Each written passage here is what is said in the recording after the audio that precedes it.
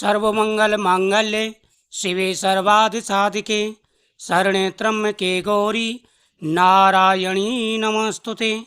स्वागत है आप सभी का मेरे भक्ति भावना यूट्यूब चैनल पर। आज मैं आपको नवरात्रों के बहुत ही अच्छे उपाय बताने वाला हूँ। माता रानी को कौन सा भोग लगाएं और वह प्रसाद आप खाएं, इससे माता रानी प्रसन्न होकर के आपकी हर मनोकामना पूरी करेंगी। माता रानी के 9 दिन के नवरात्रे होते हैं, तो 9 दिन के हिसाब से मैं आपको बताने वाला हूँ। हिंदू धर्म में नवरात्रि का बेहद ही महत्व है। नवरात्रि के 9 दिनों को बेहद ही पावन और पवित्र माना जाता है। इन 9 दिनों माता के 9 स्वरूपों की पूजा अर्चना की जाती है। असल में नवरात्रि उन त्योहारों में से एक है जिसे पूरे भारतवर्ष में क्या पूरे विश्व में माता के भक्त मनाते हैं। नवरात्रों के दिनों में माता के अलग अलग स्वरूप की आराधना की जाती है और माता अपने सभी भक्तों की मनोकामना पूरी करती हैं। त्योहारों के 9 दिनों के दौरान बहुत से लोग उपवास भी रखते हैं, सात्विक भोजन करते हैं। हर दिन को एक खास रंग दिया गया है जो देवी दुर्गा के एक रूप से जुड़ा हुआ है। इसलिए जो लोग नवरात्रि का पालन करते हैं वे हर दिन के हिसाब से उसी रंग के कपड़े और भोजन तैयार करते हैं और देवी दुर्गा को उसका भोग लगा करके खाते हैं। माता दुर्गा भी प्रसन्न होकर के अपने भक्तों की मनोकामना पूरी करती हैं। नंबर 1, पहला नवरात्रा शैलपुत्री माता का होता है। माँ को घी से बनी सफ़ेद चीज़ों का भोग लगाना चाहिए और खीर का भोग भी लगाना चाहिए। गाय का घी डाल करके माता को खीर का भोग लगाएं और वह प्रसाद जरूर खाएं। इससे माता प्रसन्न होकर के मनवांछित फल प्रदान करती हैं। नंबर 2, सर्दीय नवरात्रों के या चैत्री नवरात्रे हों, सर्दीय नवरात्रे हों या चैत्रीय नवरात्रे, दूसरा दिन माँ ब्रह्मचारिणी की पूजा का होता है। नवरात्रों के दूसरे दिन माता को पंचामृत और मिश्री का भोग लगाना चाहिए। माता प्रसन्न होकर के मनवांछित फल प्रदान करती हैं, पुत्र धन की प्राप्ति होती है। नवरात्रों के दिनों में पवित्रता का विशेष रूप से ध्यान रखें। सर्दीय नवरात्रे हों या चैत्र नवरात्रे, तीसरा नवरात्रा चंद्रघंटा माता का होता है। माता चंद्रघंटा को दूध से बनी चीज़ों का भोग लगाना चाहिए। दूध से बनी बर्फी हो या खीर हो, जो भी है माता को भोग लगाएं और साथ ही केले का फल का भोग भी लगाएं। माता प्रसन्न होकर के मनवांछित फल प्रदान करती हैं। चौथा नवरात्रा कुष्मांडा माता का होता है। माँ की पूजा करने के बाद उन्हें मालपुए का भोग लगा करके जो दंपत्ति माता के मंत्र का जाप करके फिर इस मालपुए को खाते हैं, शहद के साथ में भोग लगा करके माता उन्हें पुत्र धन प्राप्ति का आशीर्वाद देती हैं। पांचवा नवरात्रा स्कंद माता का होता है, जो कि माता पुत्र प्राप्ति का आशीर्वाद देने वाली माता हैं। माता को केले का भोग लगाया जाता है। माता को केले का भोग लगाएं और माता के सामने ओम स्कंद मात्रे नमः मंत्र का जाप करें और फिर वह केले का प्रसाद दंपत्ति खाएं तो पुत्र की प्राप्ति के योग बन जाते हैं। छठा नवरात्रा कात्यायनी माता का होता है। माँ को शहद से बनी चीज़ों का भोग लगाना चाहिए। माँ को शहद से बनी चीज़ों का भोग लगाएं, माता प्रसन्न होकर के मनवांछित फल प्रदान करती हैं।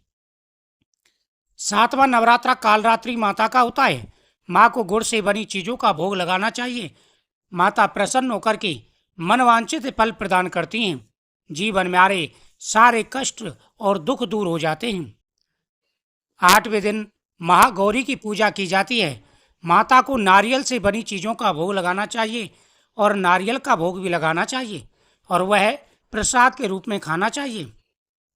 माता प्रसन्न होकर के मनवांछित फल प्रदान करती हैं और पुत्र धन प्राप्ति के योग बन जाते हैं।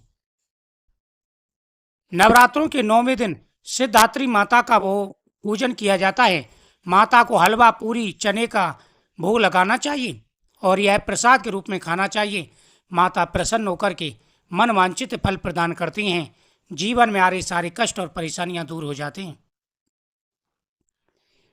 पहला दिन माता को सफ़ेद रंग बेहद ही प्रिय है, शैलपुत्री माता का होता है और माता को खीर का प्रसाद चढ़ाएं।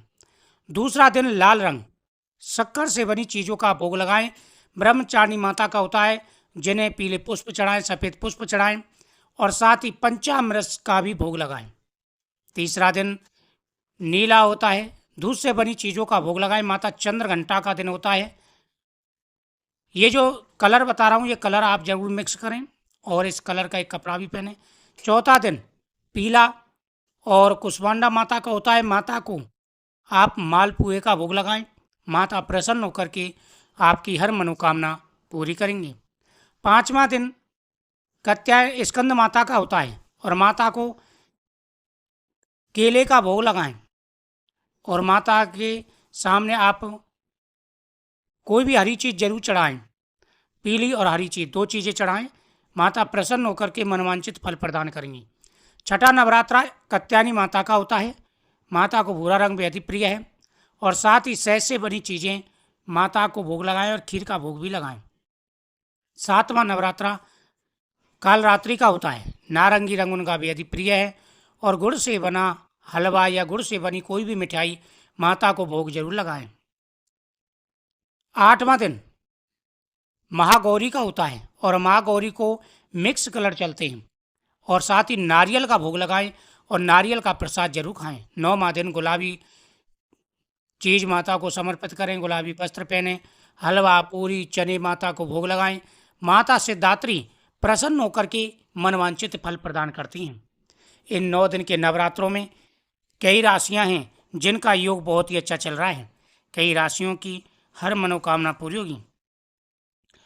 दोस्तों, मेष राशि, वृषभ राशि, कर्क राशि, सिंह राशि, तुला राशि, वृश्चिक राशि, मकर राशि, कुंभ राशि, मीन राशि, ये राशियां हैं जो इस नवरात्रों में